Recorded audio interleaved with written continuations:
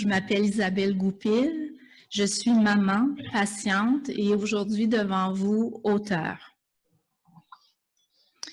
Il y a 6 ans, en octobre 2013, j'ai reçu un diagnostic d'un syndrome douloureux régional complexe du membre supérieur droit.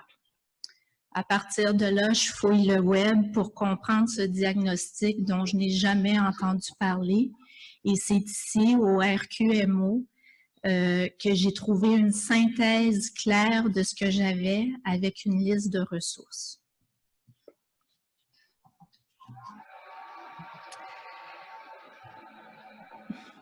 Ce diagnostic chamboule ma vie, mais pas seulement la mienne. Elle chamboule la vie de ma famille. Et ma famille, c'est mon fils Benjamin, qui a 13 ans à l'époque, qui est beau comme un cœur.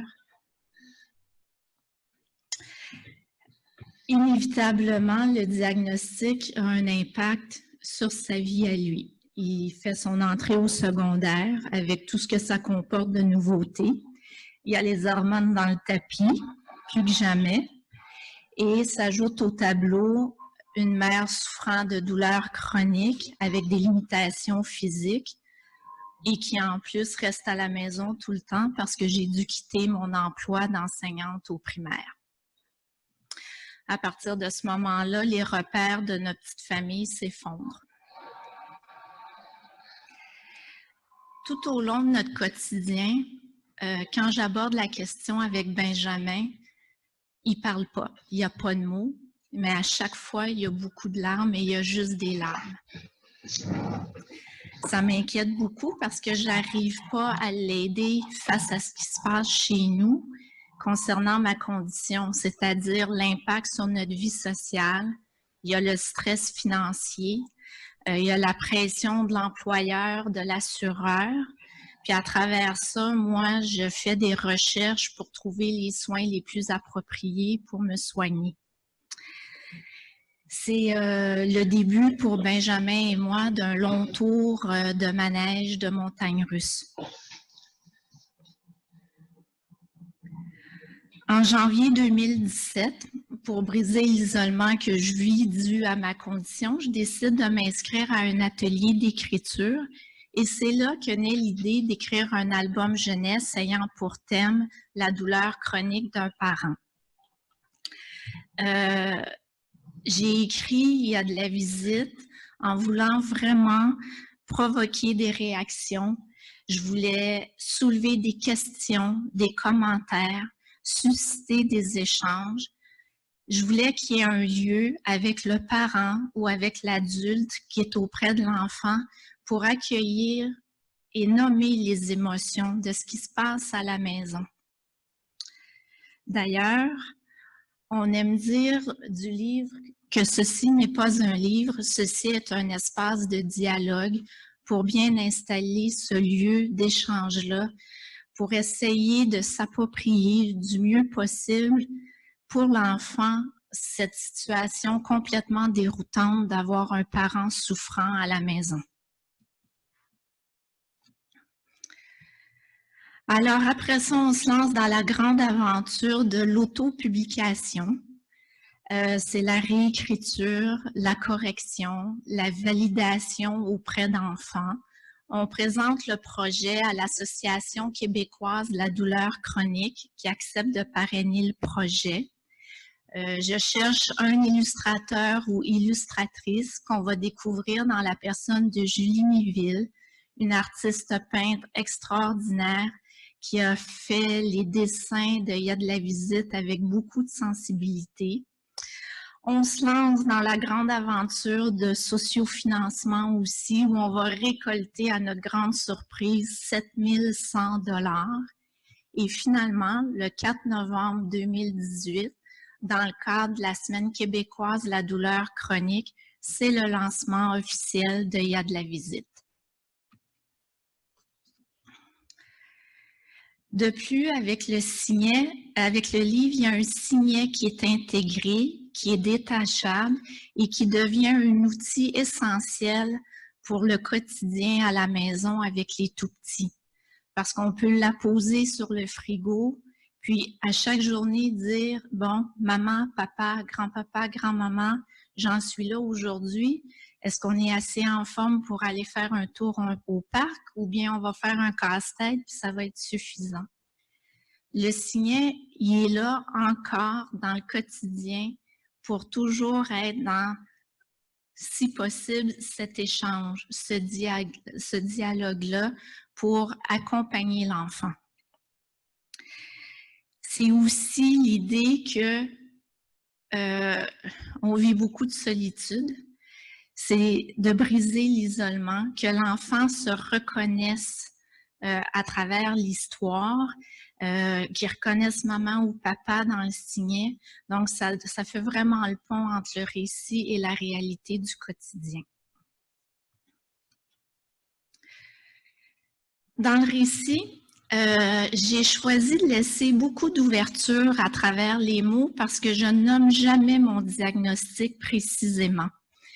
J'ai tenté le plus possible d'utiliser des mots génériques pour que le lecteur accompagnateur puisse insérer les termes qui sont les mieux adaptés à la condition qui est vécue dans la famille. J'ai aussi voulu éviter de proposer des solutions parce que chaque situation est unique, chaque famille vit quelque chose de différent. Alors, j'ai voulu laisser de la place aux parents lecteurs. Pour comprendre un peu ce que j'ai voulu faire, je vais vous demander pour quelques instants de mettre votre cœur d'enfant et je vais vous raconter il y a de la visite. Pour conclure, je remercie le RQMO pour la visibilité et la présence à cette journée. Un sincère merci, Gaëlle. Je remercie aussi la QDC et ses groupes d'entraide pour la collaboration au projet et sa foi au projet. Et CED in France, qui est maintenant notre diffuseur en France. Un grand merci à vous tous. Bon après-midi.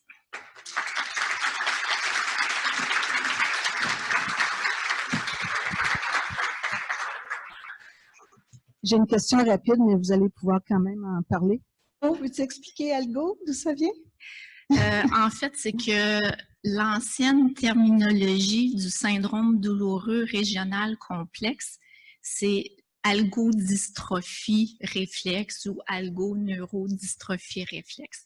Alors, algo vient tout simplement de là. Le lien était très évident pour moi et algo a des origines grecques qui veut dire douleur.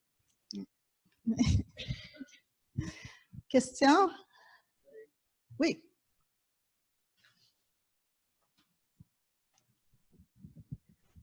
J'aimerais savoir où est-ce qu'on peut acheter ton livre. Mon livre, il est disponible en ligne. En sortant, j'en ai en vente ici au coût de 15 $. Sinon, sur le signet, il y a de la visite, il y a toutes les coordonnées. C'est très convivial. Quand vous le procurez en ligne, il est 15 $ et il y a 5 $ de frais d'envoi.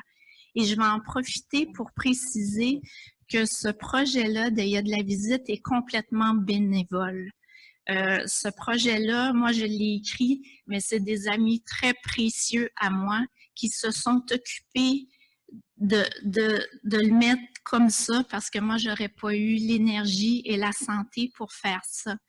Donc, quand vous payez le 15 $ pour il y a de la visite, l'argent, on le prend pour réimprimer d'autres livres. Je fais 0 sous avec ça. C'est pas l'objectif de ce projet-là. C'est vraiment de donner du sens à quelque chose qui peut ne pas en avoir. Merci beaucoup.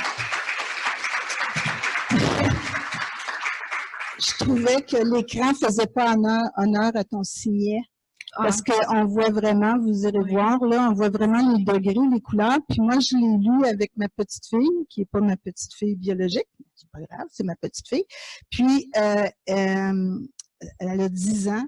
Puis, elle faisait, on avait le signet, puis là, elle faisait, parce que le Algo, il change de couleur dans le livre à différentes étapes. Puis là, elle faisait le lien tout de suite avec la couleur. En fait, Puis c'est la c'est vraiment, j'ai des frissons encore là, de cette expérience-là que j'ai eue avec ma petite fille. Mais ce qu'on a voulu faire avec le signet, c'est que dans le livre, il y a pour chaque degré de l'échelle de la douleur, il y a une situation qui est représentée avec la maman dont la robe change de couleur. Ah, la robe aussi, C'est- hein? c'est la robe. Non, Je l'avais pas vue, celle-là.